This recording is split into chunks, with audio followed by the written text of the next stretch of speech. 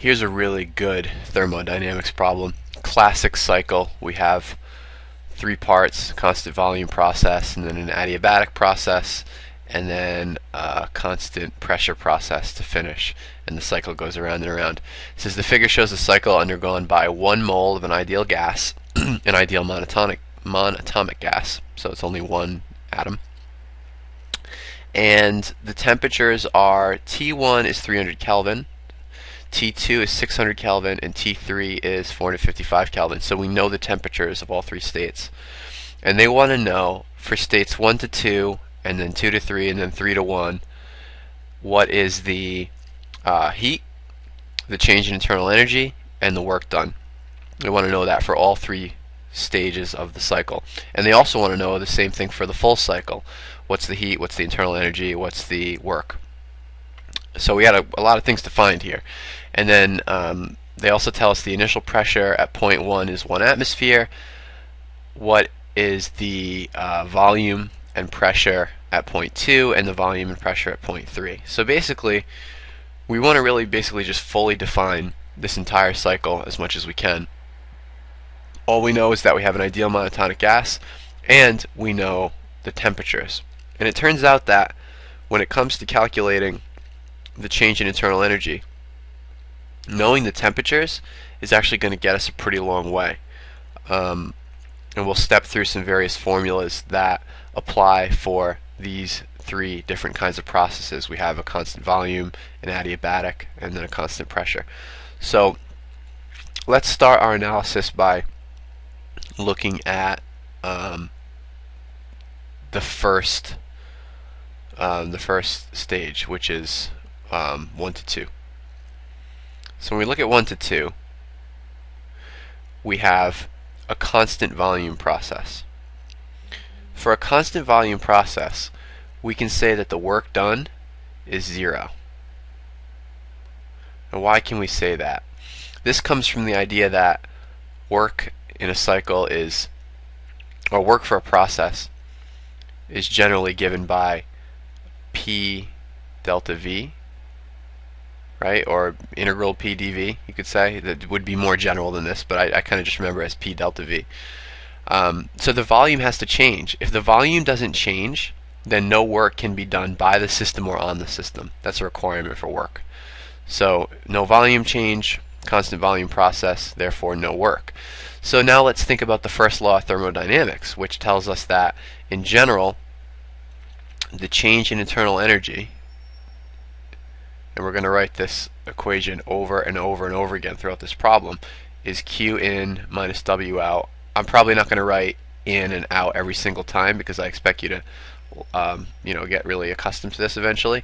We might just write Q minus W, but at least initially it's good to know that this is the heat that goes in as part of that cycle and the work that's done to the environment, right? So the work that's done by the gas on the external surroundings. But in our case, work equals 0. So if there's no work, then the internal energy equals Q, the heat. So we're going to kill two birds with one stone here. We already found the work, and now we're going to find the internal energy and the heat in one go. And the way we're going to do that is using the constant volume formulation for energy, which is, or we could say delta E internal, or we could just say Q, because they're the one and the same in this case, is equal to N, the number of moles going through the cycle, times the molar specific heat for a constant volume process, so we use the subscript V, times delta T, the change in temperature for that process. And we know all these quantities, right? We know T1 is 300 Kelvin, and we know T2 is 600 Kelvin. And while we're at it, I'll label T3 as well. It's 455 Kelvin. And the constant volume molar specific heat is going to be 12.5 joules per Kelvin mole. Let's go ahead and plug and substitute this all in.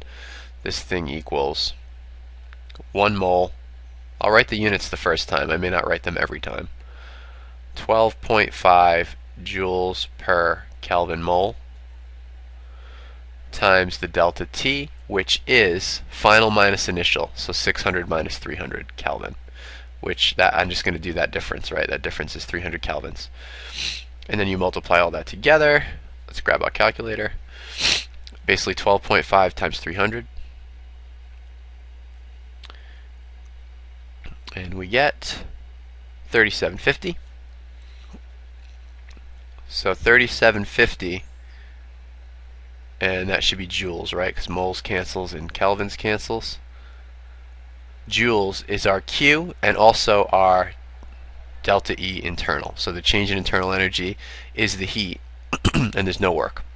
So if you want to draw that on the cycle, you could say that for this part of the cycle, there was a Q of 3750 that went in. And that was the only change in the internal energy. There was no change due to work. Alright, so that's our analysis of 1 to 2. Now let's do an analysis on 2 to 3. We need to find the same three quantities. We need to find the heat, the work, and the change in internal energy. Well, what kind of a process is 2 to 3? 2 to 3 is a little more interesting because it's an adiabatic process, which means there is no heat. So right away, as soon as we know it's adiabatic, it's Q equals 0. Which means that we can again go back to our first law of thermodynamics, but this time instead of crossing out work, we're crossing out Q. So delta E equals negative work. Delta E equals negative work. Or you could say work equals negative delta E.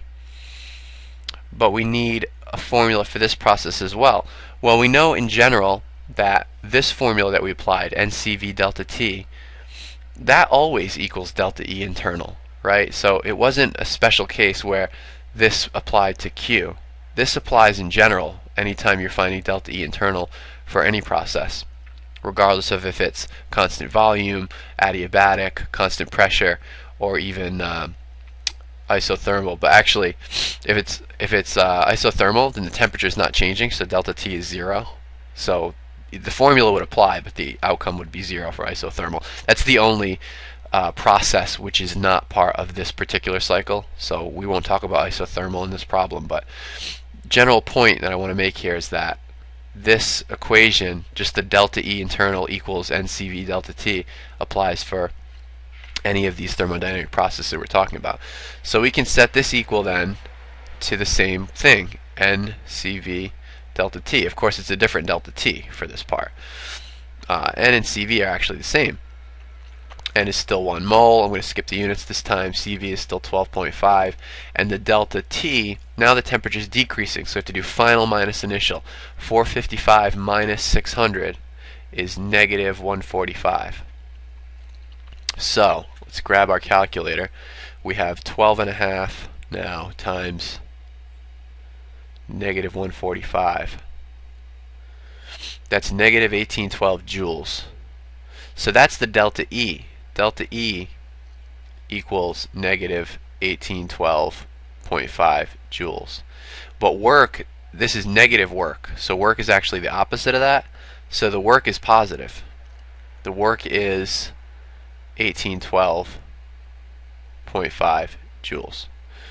So if we wanted to draw that on this diagram, there's no heat, so there's no Q, there's just work, and that work is being directed out because it's positive. And remember, it's Q in minus W out.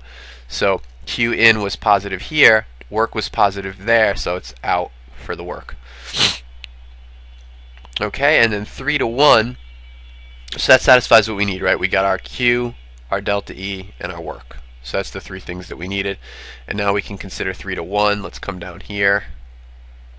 What's going on from 3 to 1? We have a constant pressure process. So for constant pressure, we're going to use, we can still use for delta E, CV delta T. So let's actually do that one first. Delta E equals NCV delta T, just the way we did in the last two. Where N is a mole, CV is 12.5, and delta T is final minus initial. 300 minus 455 is negative 155.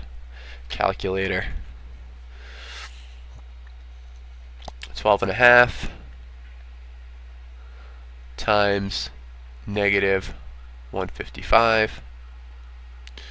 Negative 1937.5 negative 1937 and a half is delta E. So that's the change in internal energy for this bottom part of the cycle. But the Q is done a little differently. There's a special formula that applies for constant pressure processes. We can say that the heat is equal to NCP delta T. NCP delta T. Where Cp is Cv plus R. I want to write that somewhere off to the side where you can kind of reference it. I'll just put it over here. Cp equals Cv plus R, where R is the universal gas constant, 8.31.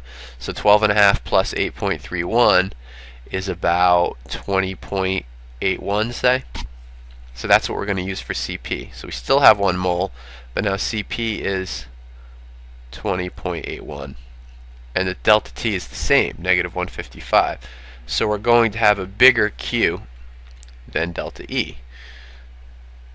So negative 20.81 times negative 155. I'm actually not sure why I made that negative there, so I'm just going to multiply by negative 1 to get rid of that. Overall, the answer should be negative 3225 and a half. Negative 3225 and a half, which is a bigger magnitude than delta E by itself. So what does that tell us about the work? Well, we know the first law still has to apply. So we have delta E equals Q minus W. So therefore W must equal Q minus delta E, right? That's just a little algebra, which is negative 3225 and a half minus negative 1937 and a half, which equals that number we just had. We can just do second answer and do plus 1937 and a half. Negative 1288. So that then is the work. So we have now change in internal energy, heat, Q, and work. So we have everything we need for stage 3-1. Now we're running out of space, so I have to erase some stuff, but we may need to reference some of these numbers for the next part because we need to know heat, work, and internal energy for the whole cycle. So let's see, how can we make some room? I guess we'll jot down, what did we get for 1 to 2? For 1 to 2 we can put it down here. We got work was 0, Q was 3750. Oh, and delta E was the same thing, right? Delta E equaled Q. Alright, so now we can erase 1 to 2.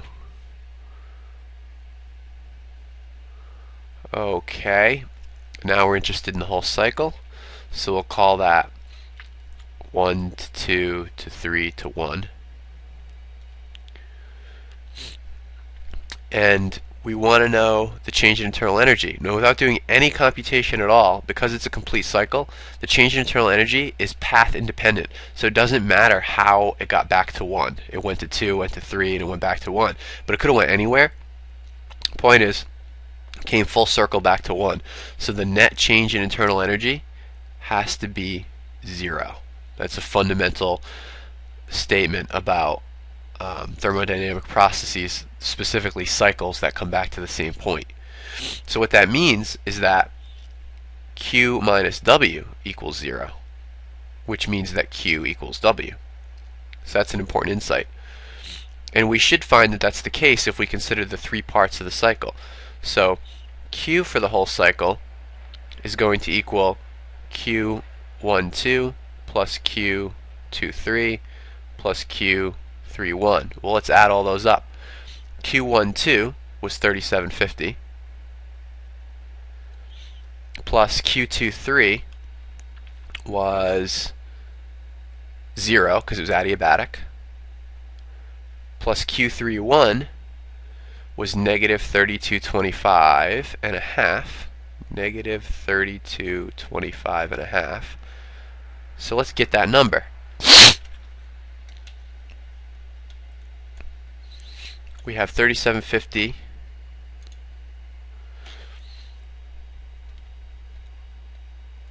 minus 3225 and a half. 524 and a half. So Q equals 524 and a half. So if we go right here, we know that Q is supposed to equal W. So W should also be 524 and a half. But rather than just assume that that's true, let's use this as an opportunity to validate everything else we've calculated at this point. Suppose we were to calculate work the long way by doing work 1-2 plus work 2-3 plus work 3-1, and let's see what it really is. Work 1-2 was 0 because it was a constant volume process. Work 2-3 we calculated 1812 and a half. And then work 3-1 was negative 1288. Negative 1288. And let's calculate that. 1812 and a half minus 1288. And what do you know? 524 and a half. So the work is 524 and a half. So this confirms that for the whole cycle, the delta E is 0 because it comes back to where it started. Q minus W is 0, so Q equals W, and we get the same value for both. So the total heat, there is a net heat, right? Heat did go into this thing. Net, if you take all the processes into account, and work did come out. But the amount of heat that went in is equal to the amount of work that went out, such that the total internal energy is 0. Nothing was accumulated within the system, and the system is not at a net loss. It's perfectly at equilibrium if you consider the full process. A few more things they want to know. They want to know the mass, excuse me, the volume, and the pressure at point 2, and the volume and pressure at point 3. Probably the best way to go about this is just to look at PV and RT, because we know enough. We know all the temperatures of all the states. We know the number of moles is constant throughout. So as long as we know either the volume or the pressure, we should be able to find whichever one we don't know for a given problem. So let's start with state 2. For state 2, we know, do we know the volume?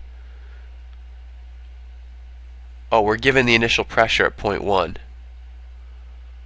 So if we know the pressure at point 1, we can find the volume at point 1, which must be the same as the volume at point 2, because 1-2 is a constant volume process. So let's use P1 to find V1. Alright, so I'm going to erase some more stuff. Hopefully we don't need any of this. We really shouldn't, but if we do, we'll get it. So the first thing we're doing to find V2, we observe that V2 is the same as V1 because process 1 to 2 is constant volume. And V1 we can find by doing nRT1 over P1, all of which are known. N is 1 mole, R is the universal gas constant 8.31, T is the temperature in Kelvin at state 1, because we're doing this for state 1, right? And P is the pressure at state 1, which they gave us. They said it was 1 atmosphere, which we have to change into pascals. So that's 101.325 pascals. Now let's put that into the calculator. We get 8.31 times 300 divided by 101.325,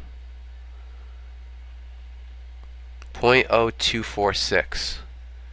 V1 equals 0.0246. We were actually after V2, that's what we were asked, and V2 is the same. V2 equals V1 equals 0.0246. Again, constant volume process. What's the pressure at point 2? Well, now that we know the volume at point 2 and the temperature, we can find the pressure as well. that's just going to be another PV-nRT equation. We can say P2 equals nRT2 over V2, which we just found. So that's 8.31. T2 is 600 Kelvin, and V2 is 0.0246 cubic meters. We should be writing the units here, right? This is cubic meters. So let's pop that into the calculator. 8.31 times 600 divided by, and I'll use the answer that's there so we're being exact, 202,650 pascals is P2. And if you compare that to 101,325, that's exactly double. So basically the pressure has doubled, which makes sense because the temperature doubled and nothing else changed. N and R are the same, and it's a constant volume process. So if you double the temperature, you're effectively going to double the pressure. So we're really starting to get a feel for the underlying thermo that's going on here. Now we're after the volume and pressure at point 3. These get a little bit trickier. This is a new concept we're going to have to bring in here. Well, maybe not. Maybe we'll just continue to do PV-nRT. Let's think about this. We have state 2. What's not changing as you go from 2 to 3? Well, the pressure and the volume are both changing. You know what we're going to want to do? We want to relate state 3 to state 1 because we know they have the same pressure, and we already know P1 because that was given to us.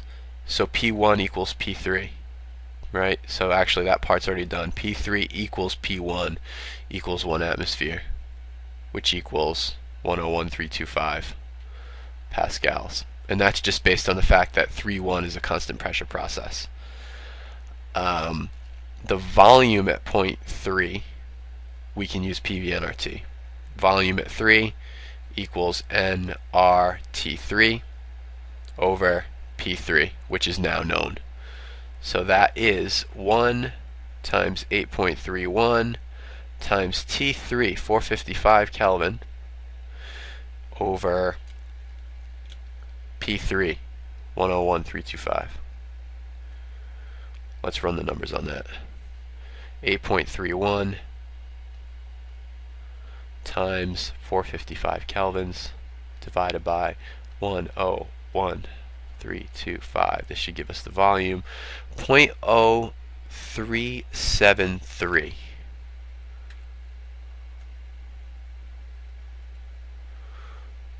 Point 0.0373. That is V3. Volume of state 3. And that's it. We answered through this the heat, work, and internal energy for all three processes and for the cycle as a whole, and we told them the volume and pressure at states 2 and 3. So we have completely solved this.